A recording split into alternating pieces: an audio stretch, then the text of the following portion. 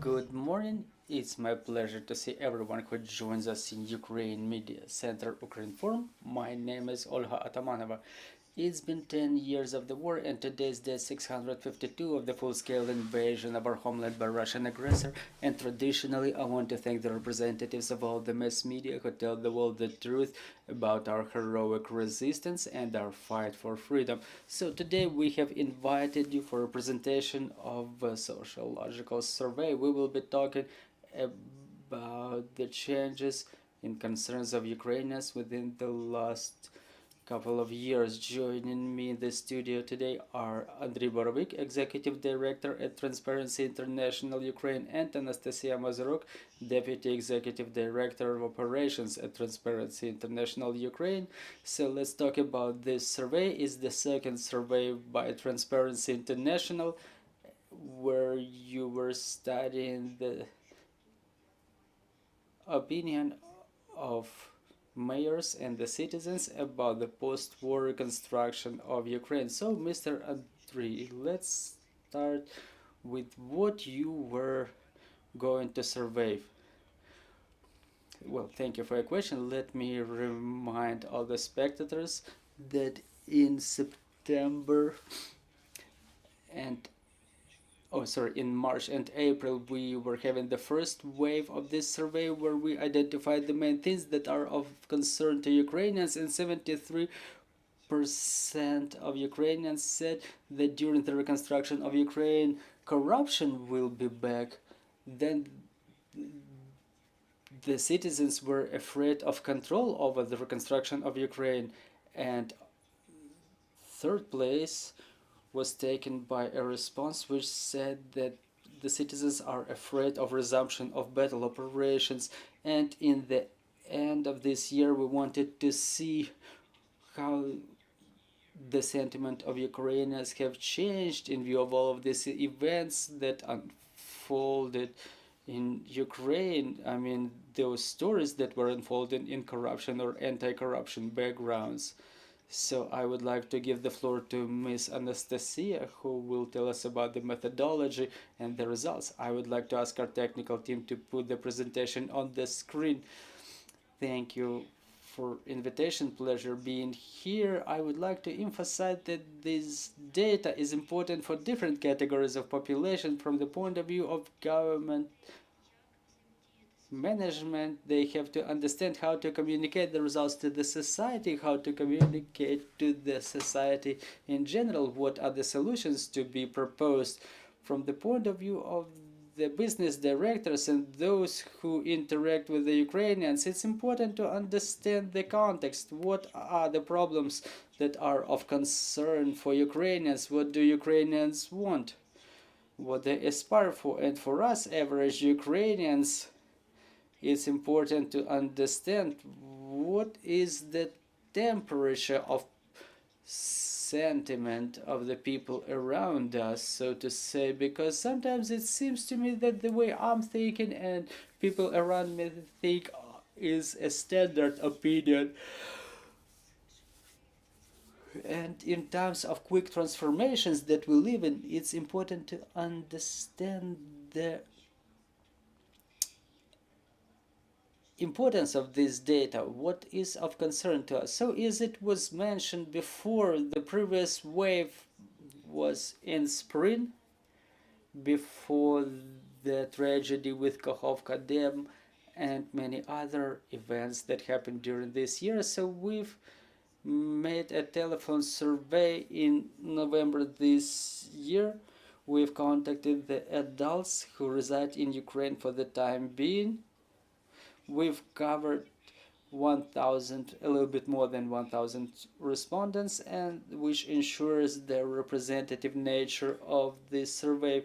And another component is 10 in-depth interviews with the mayors or deputy mayors of deoccupied cities. We don't name the cities because we were guaranteeing anonymity to ensure better validity of responses, but they were both the large cities, the regional capitals and the cities in Kiev, Dnipropetrovsk and Mykolaiv regions. So we were trying to cover different regions to understand the sentiment. And yet another thing to mention, that there will be marks in blue, red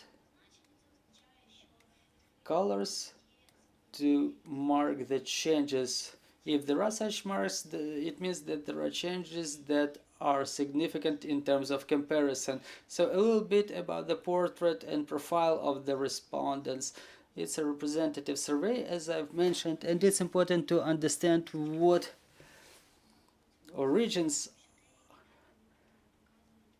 are sorted to which region, because we'll provide the results by regions. So this drawdown included 13% of internally displaced persons, and demographic profile of the respondents, as I've mentioned, the gender and age structure is in compliance with the gender and age structure of the population of Ukraine.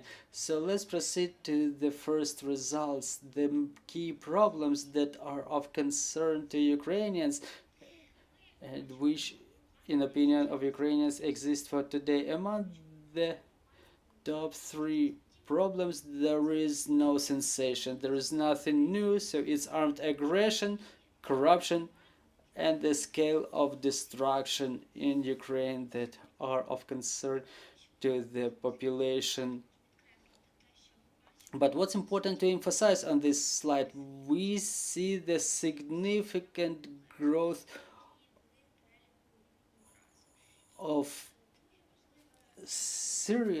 level of seriousity of the problems that exist now. And we'd like to emphasize that the armed aggressions and the large scale of destruction were of lesser concern, and corruption as one of the problems that are of concern to Ukrainians has grown 11%. It's a significant figure in this regard, and we see that there is concern about the state of affairs in the country, and there is a public demand with regard to the matters relating to the economic development of the state, and we'll talk about it in detail later on. We, as I mentioned, have internally displaced persons in a drawdown, and we were asking them about their intentions to come back to their previous places of residence that they had before the full-scale invasion. And the trend we're observing is that 63% say that they intend to come back, and this figure has not changed. The number of those who say that they plan to stay where they reside for the time being has grown a little bit, but not because the people changed their opinion, but rather because they started hesitating. And among the factors that hold people back from returning to their previous place of residence, if we generalize it, they are all factors related to the war, to the security, to the absence of shelter, to the scale of destruction there, or that the territory is occupied. So the majority of the respondents emphasize those factors, but the frequency of their responses grows. Like Mr. Andrei said during his introduction, during the previous wave, it was a little bit unexpected for us to see the results that people are afraid of corruption more than they are afraid of the war in terms of future recovery.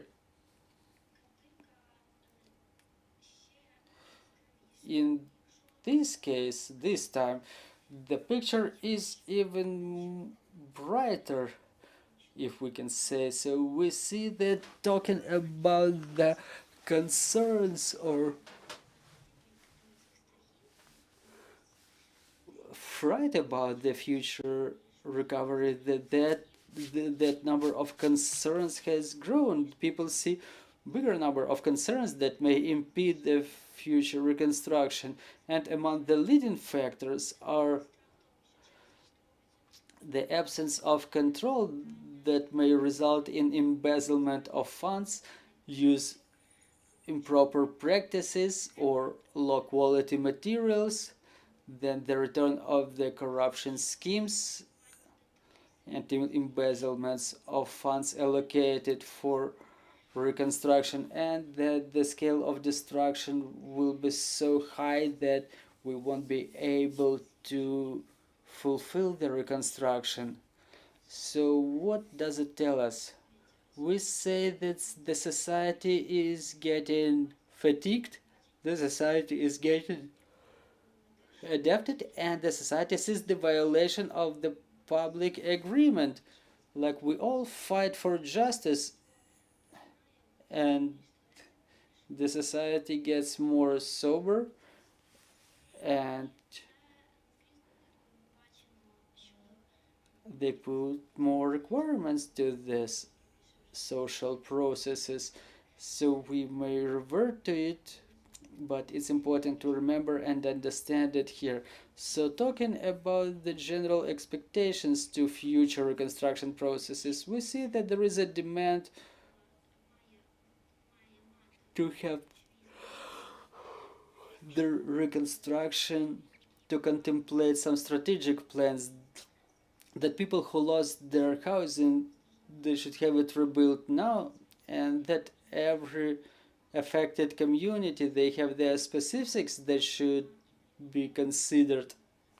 General dynamics and priorities of the tasks have not changed, but what we see that there is a statistically significant difference between the answers about the fact that people say the plans of reconstruction have to take into account the development of battle operations, which correlates with what the mayors told us when they were saying that every community has its own specifics in both in terms of scale of destruction and number of population, number of internally displaced people who are currently resided in that community. And the mayor said they have a demand for development of those strategies, to have them developed either in a joint manner with involvement of experts, or for advice and consulting services from the experts. So it's a very important component. Talking about what Ukrainians think about the redistribution of funds for reconstruction, how the funds should be managed. Half of the respondents say that funds should be allocated on a project-to-project basis. A third of Ukrainians say that the funds should be distributed through the central budget and on a project-to-project basis, and the minority says that the funds should be allocated to the central budget. Well, about the forecast, we see that a share of those who say that the reconstruction process will take 10 years or more has grown 13%. So the longer we spend waging the full-scale war, the higher is intensity of the adaptation mechanisms in people, and people evaluate or estimate the war as potentially long-lasting, and the same is with the reconstruction of economy. So if we ask them how long will their economic recovery take, more than 60% respond that it would take more than 10 years. However, what's important that was not present previous year, we asked the Ukrainians to evaluate the current reconstruction processes. We've seen that 46% of Ukrainians say that the processes that they know about, they are generally in accord with their expectations. And there is a regional specifics. People from northern and eastern regions, they are more satisfied with those processes. Meanwhile, Kievites are quite skeptical, but again, that's pretty clear because Kievites are usually more active, more skeptical to most of the societal processes with a lot of demands to what's going on. So those figures are pretty logical. Well, 1 in 3 Ukrainians had seen the examples of reconstruction, something that is being reconstructed or is reconstructed, and 74% say that they're generally satisfied with those examples that they were witnessing. If we review it by regions, we see that the largest number of people who know about the examples of reconstruction are in the east, Kiev, and north.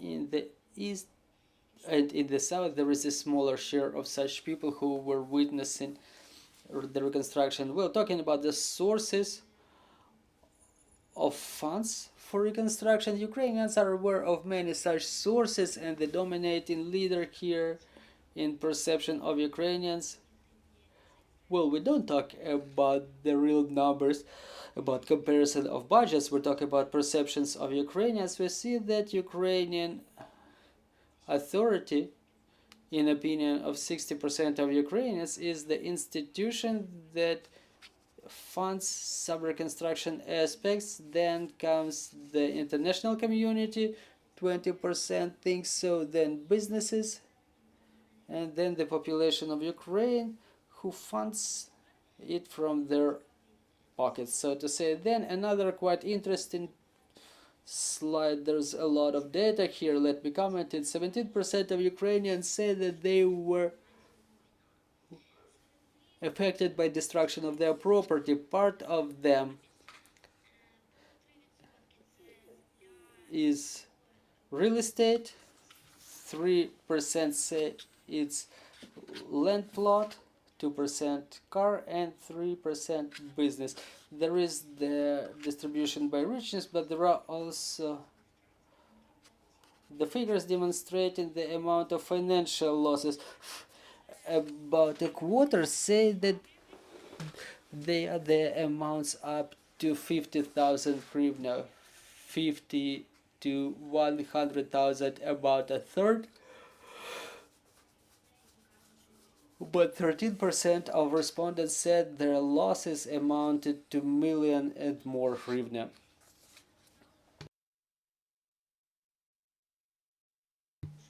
We've also asked them, I mean, those people who suffered that loss, we asked them whether they submitted for applied for compensation, and they said that 32% of those people said that yes, they did apply for compensation,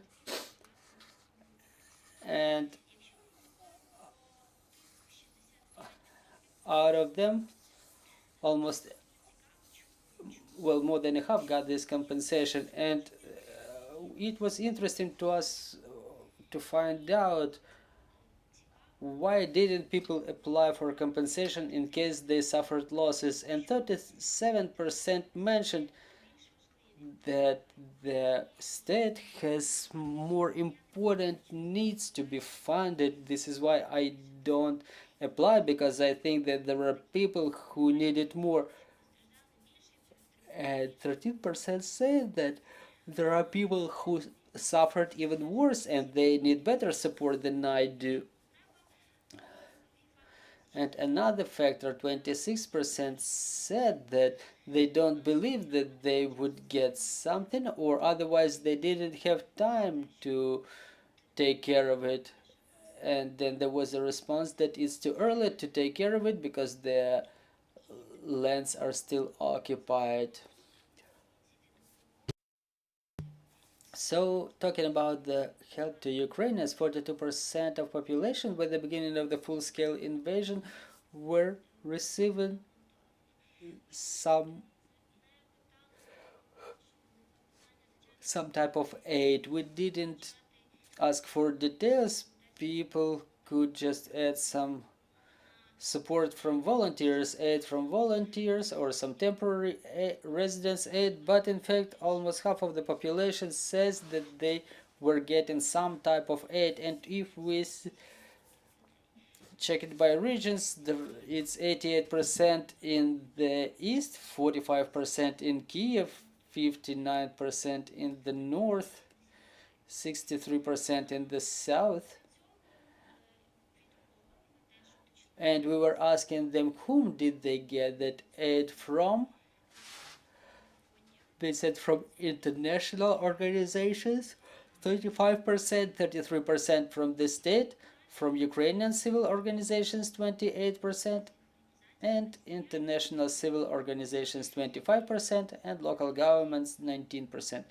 Well, and in fact, Ukrainians do understand and realize how important is the input of international donors in the everyday support of Ukrainians. 43% of Ukrainians say that international partners provide a very significant contribution to the reconstruction processes. However, at the same time, the majority, well, not the majority, but a large fraction of population don't know who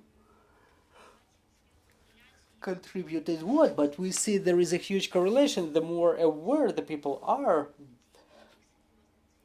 the higher is their evaluation of the input of international partners. And there is also the age correlation. The younger are the respondents, the better is their awareness and the higher is their evaluation. What's also important to understand is that the population during previous wave and this wave keeps saying about pretty high level of readiness and importance to get involved in the reconstruction processes, in civil hearings. So there is a demand to be a part of this influence, to be a part of changes happening in Ukraine. 92%, almost every Ukrainian says that is really important. And it may seem that the problems may become more serious, it can create some apathy, but in reality it's not about apathy as we see, it's about the demand for influence, demand for changes. And I think there is certain pragmatism in the vision of the future, type of a sobriety. I don't know whether I can use this word here. But what we see, that 40% of the people say they are ready to get involved personally in plannings, in public hearings, which is a very big figure, in fact. The demand is also high on transparency of information, control of funding processes, funding sources, control of stages, and control of quality of works. Well, we can take the word transparency just abstractly, but here it is very concrete. People want to have access to information about funding of any changes happening in the country, and about the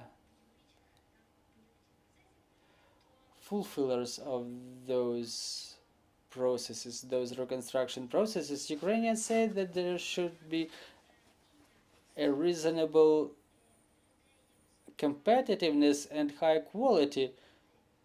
So there is a high demand to make sure that the work should be done in a quality manner, and many understand that high quality usually means not so low price, like quality, speed, and price. There is, well, something in this triangle will always be high. Well, So what I've mentioned about the reputation and experience of fulfillment of such works to become a part of this infrastructure reconstruction as a key criteria that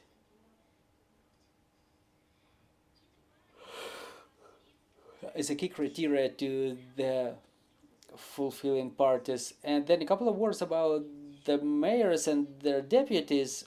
I mean, the mayors of those 10 occupied cities, what they were saying, what are the key challenges they're seeing in their work, what are their demands, and how they can be helped. Among the key challenges, we see that there are demands, as I mentioned, for reconstruction, demands for reconstruction strategy, demand for reconstruction vision, both on national level and on their level of the community, level of the city. We have understanding that we have to rethink it. Some might have something already on the way.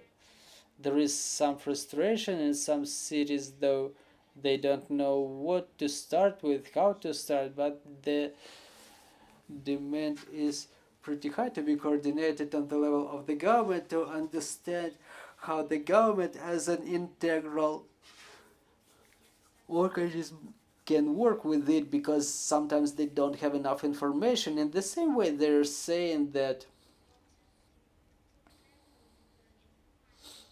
there is a growing demand for information, support with digitalizing, well, not digitalizing, I apologize, but with the understanding of amount of their population in their regions, because sometimes they cannot do it themselves. Also, they emphasize the importance of awareness about the scale of destruction and taking into account the needs of internally displaced persons, because sometimes the share of IDPs significantly changes the demographic composition of the community and restructures the problems in certain ways that should be solved among those faced by the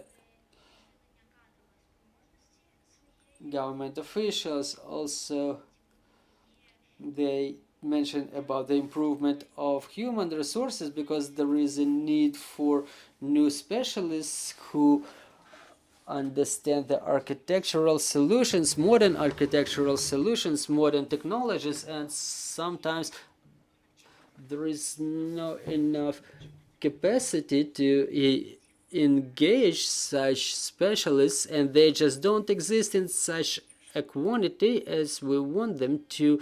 And that said, there are some positive things, like many people really understand that the challenges of reconstruction are not the problems we're facing, but also the opportunities for transformation that will help us reinforce ourselves, become stronger, become better, and respectively they see the capacity of their communities in exchange of experience, getting the experts involved, and to have the communities ready for those changes. So talking about the key needs, they need the support with methodology and strategy development on the level of the cities, exchange of experience with other countries that were having the same or similar experience, or support by the experts who had this experience. Also, they say that they don't always have opportunity to visit the sister cities, and help in this regard would be very valuable for them. We were also talking about the specialists and the available technologies to understand the ways to reinforce the communication with their communities, because there is a huge demand for that. They understand the need, but they don't always understand the full set of modern tools and the communication standards. At the same time, they mention that they deem it necessary to empower the local businesses to involve the veterans or IDPs in those activities, and at the same time they were talking about the strategies to take into account the needs of IDPs and veterans and other categories of population in modern strategies during modern planning, which is extremely important. So basically we're coming to the key summaries of our survey. Let me just emphasize that something that we've mentioned today, that the Ukrainians see the war and corruption and destruction of the infrastructure as the key problems of the country for the time being. Ukrainians have become a little bit more decisive and ready to development of negative scenarios, but at the same time they become more pragmatic. They estimate the duration of the war as long term, as well as the duration of reconstruction of the country and economy of Ukraine. Among those surveyed by us, 17% are those whose property was either damaged or destroyed, including vehicles, housing, and businesses.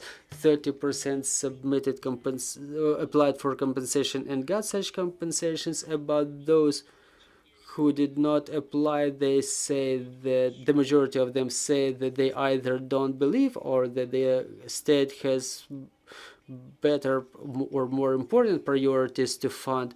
Also, we see that the current reconstruction processes are evaluated pretty high by Ukrainians, but we understand that there is no clear realization of what's going on and what are the plans on the level of the country, and respectively sometimes it creates certain distrust. At the same time, we're saying that a major part, well, not major, but significant part of Ukrainians, 43%, emphasize the significant contribution of international partners to all reconstruction processes. However, those existing reconstruction processes exceed the expectations of 46% of Ukrainians, and 1 in 3 adult Ukrainians either know of have seen the examples of what was reconstructed, and the responses are positive. 76% are satisfied with those results. And talking about the key risks that Ukrainians are concerned with are the high scale of destruction, return of corruption risks, and resumption of battle operations. And we are also saying that a share of Ukrainians has grown who think that the reconstruction will take more than 10 years. Now the percentage of such Ukrainians is 73. Thank you for your attention. Let me give the floor to, well, thank you very much for this survey. I think it's so multi-layered and broad scale. So let's reflect a little bit. Let's talk about the central government. You've mentioned the mayors. I understand during the in-depth interviews you had an opportunity to get high quality results. So were you able to survey the concerns of the mayors with regard to corruption? What the mayors are afraid? I understand that for the local government it's a hell of a question. All the mayors understand there are expectations from the community that they are under the microscope, and the survey confirms it. People are ready to get involved, people are ready to act, people are ready to participate. So what are the concerns of the mayors? Well, the first response would be that there was really a statement that in their opinion the perception of corruption and that this corruption is total, it's a little bit exaggerated. Because on one hand, it's of benefit to some enemies because it's just a trend. But on the other hand, there are some explanations of the cases that can be presented in media as a corruption component, but there might be some logical explanation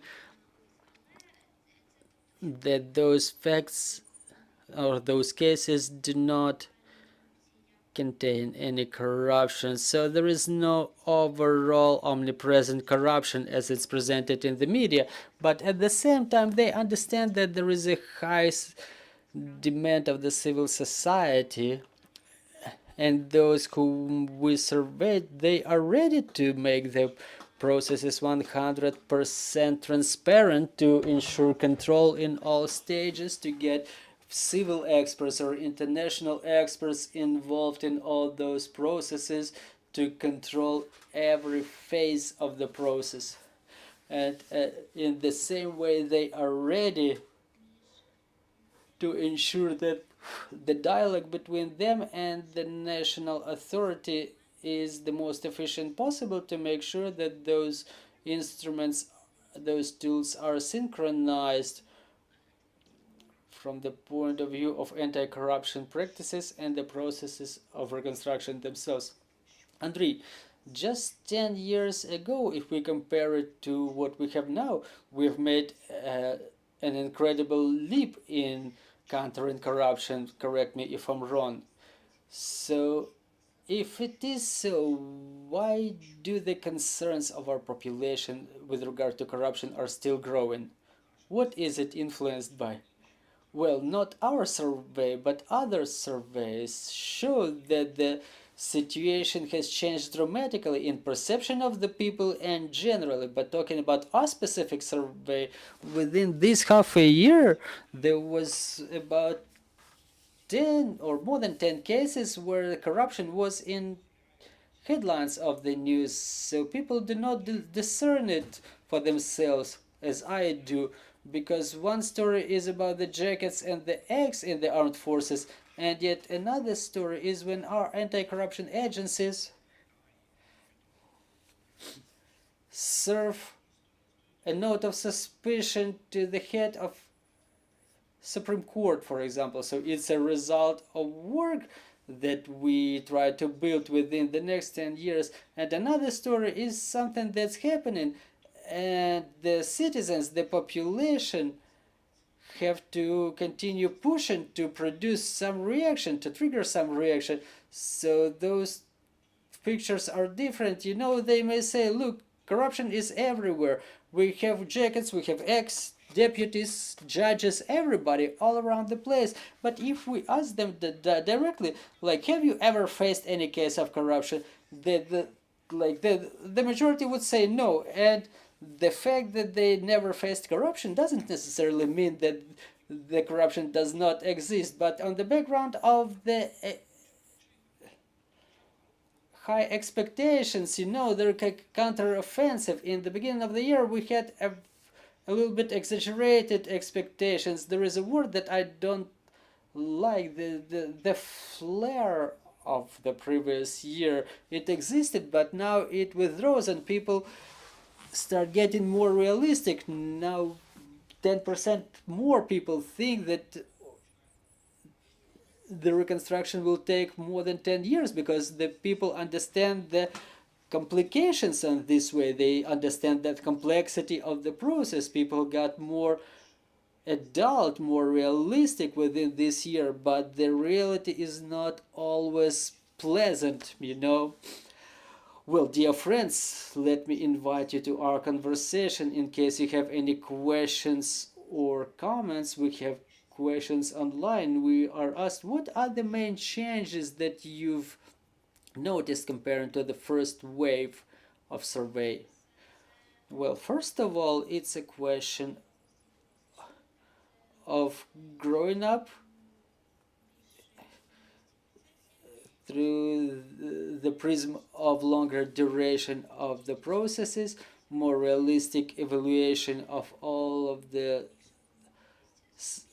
processes in the society, social processes, then the higher demand by the society, who are now asking more questions from the government of all levels authorities.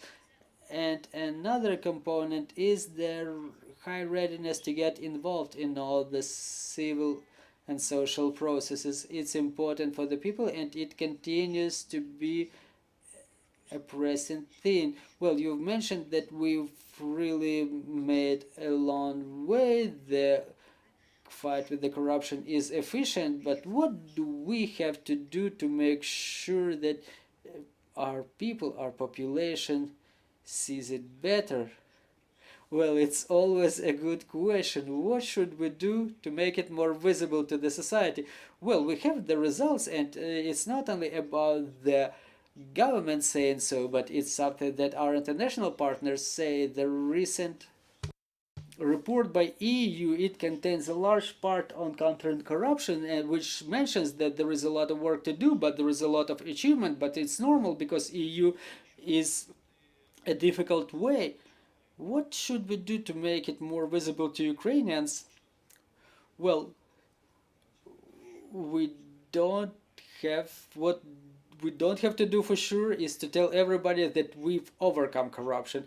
We have to recognize the problem exists and to identify the way we react to it. So again, I would like to emphasize that what happened after the 24th of February, when there is a scandalous story, in the majority of cases, there is usually either a political reaction or reaction from the law enforcement agencies. So we shouldn't just conceal the program.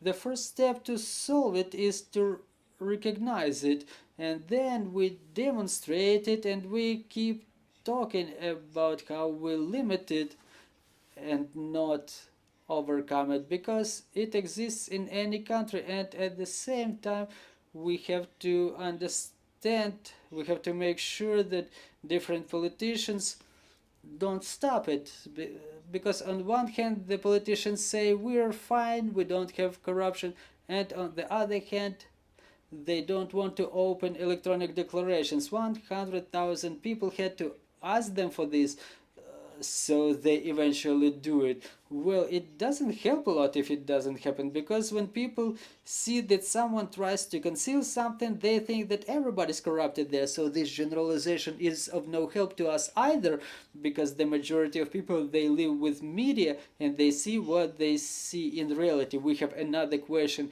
how efficiently does Ukraine fight corruption, in your opinion? I understand it's a general question, but it might be of the biggest concern to Ukrainians. Well, how efficiently comparing to what was happening during Yanukovych times? Well, now back then no one was doing anybody, but there is no such notion anymore. There is a progress. The index of corruption perception tells us quite clearly about this, but it's more about perception of corruption. We have +8 points within the next 10 years. So 100% is when there is no corruption, 0 is when there is nothing but corruption. So we have such progress. Yes, in the beginning of the next year we'll have another publication of new results, and if we identify it as a factor, that's number one. Then let's get back to the Euro Commission report, where they mention certain success, 100 or 50 or a number of awards by anti-corruption court in Ukraine, the court which is mostly trusted among all of the judicial system. Like, here are the convictions, here are the imprisonments. So this is what you wanted, and the government could be more active in terms of, more proactive in terms of prevention, because this is something that cannot be done by any international partners, to continue communicating it, to reduce the tolerance to corruption among the population, something that is not yet done. I work with TI for 10 years and I wait for it to happen. You remember back in 2014 we had Crimea, slogan Crimea is Ukraine all over Ukraine, but there was no such slogan as corruption is bad. Well, comparing to the neighboring country of Poland, how far are we from them or from other countries that are neighboring us? Well, you know, the index of corruption perception, it includes 180 countries. We have 33 points, and the average indicator in EU is 60. So yes, we're pretty far from there. But again, our experience with the measuring instruments, it demonstrates that in short-term perspective, it's real to come up with such changes that even using this indicator, we are about to grow.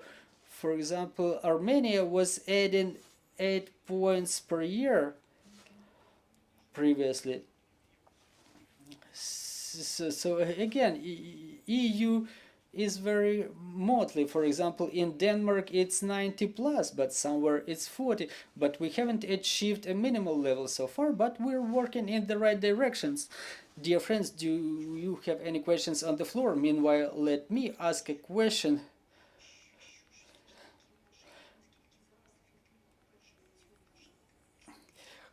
How efficient, in your opinion, is the work of our anti-corruption agencies? Because you probably understand all those processes the best. Well, talking about punishment, it's the investigation, prosecutor's office, court, prison. Well, I've already told you 150 convictions within the last couple of years. Just don't expect the people to start working as in the conveyor right away, but within the last couple of years we've improved. We had a lot of law enforcement agencies, employees getting involved. They expedited their work. Well, the quality of their work was pretty high on all levels, but I think the foundations that we've laid,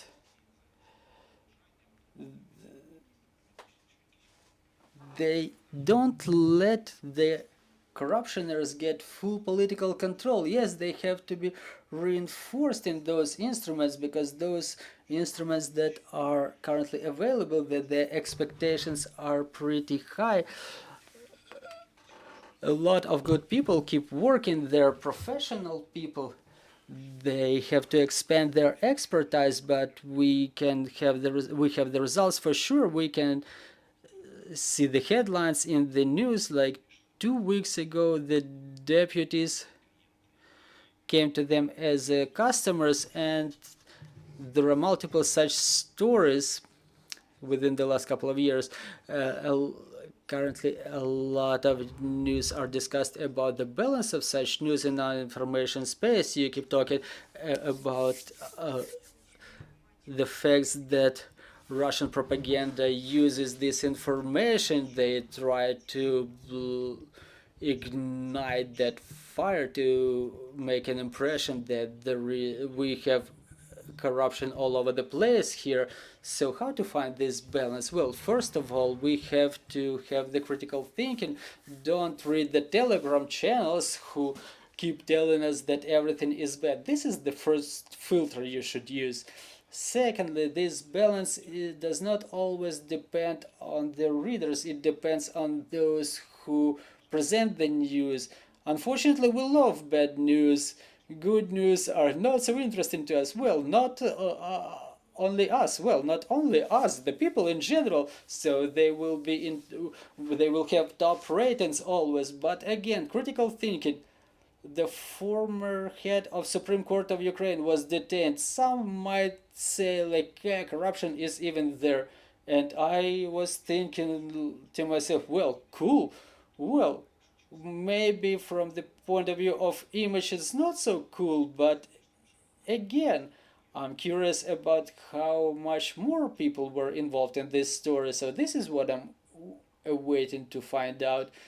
So I think that more than 13, this is my subjective opinion, I think 10 plus, but from the point of view of the public sentiment, Nastya can tell you more about this. So I think that when we talk about the importance of communication, it's important to mention about the importance of fair and just communication, of objective communication, because any inclination or saying like everything is fine, everything is pink and rosy around us, this is a negative trend that creates unjustified, exaggerated expectations, like the example with counter-offensive, for example, like we kept saying that in the summer of 23 we're gonna drink coffee in Crimea, and the results that we demonstrate for the time being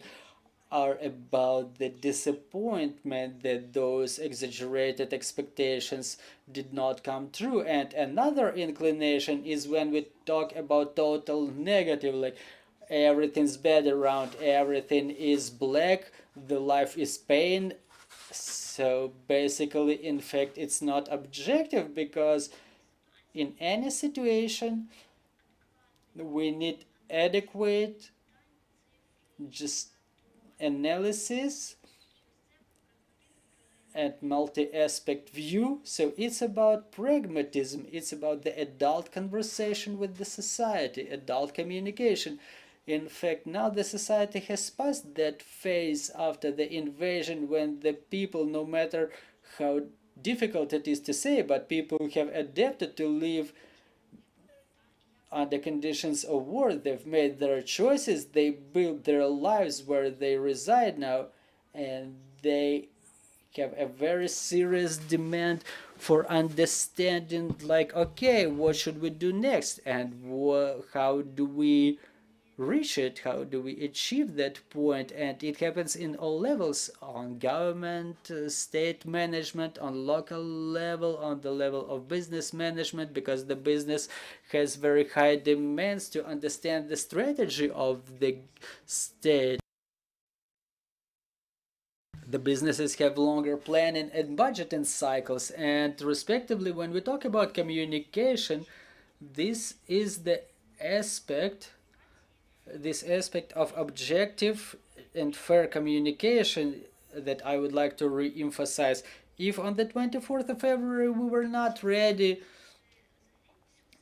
to be told to disclose the situation honestly, how threatening it was, so today I think that the vast majority of the population is ready to this dialogue and are even demanding it. Let me just add a couple of words about the maturity. You know, 70% of people did not apply for compensation, and half of them, 37%, said not because they don't need it, but they said that the state has higher priorities. It's a huge number of people, and it is an evidence of maturity. For me, it's very important. You know, even it's the better figure than those who state that they are ready to get involved in reconstruction processes. You know, they say like, you do your thing and we'll get our compensation probably later. It's the evidence of changes in the minds of the society. Thank you very much for this conversation. And the last question for those who didn't make it watching the whole broadcast. Well, obviously on the website of Transparency International Ukraine we have more detailed results. There is the presentation uploaded there. We would like to thank USAID Взаимодия program, and we would like to thank InfoSapiens, who basically implemented this work upon our request. Thank you very much. Thank you, dear friends, for the interest to this topic. We would like also to thank our security and defense forces, thanks to whom we can have events like this. Glory to Ukraine, glory to the heroes.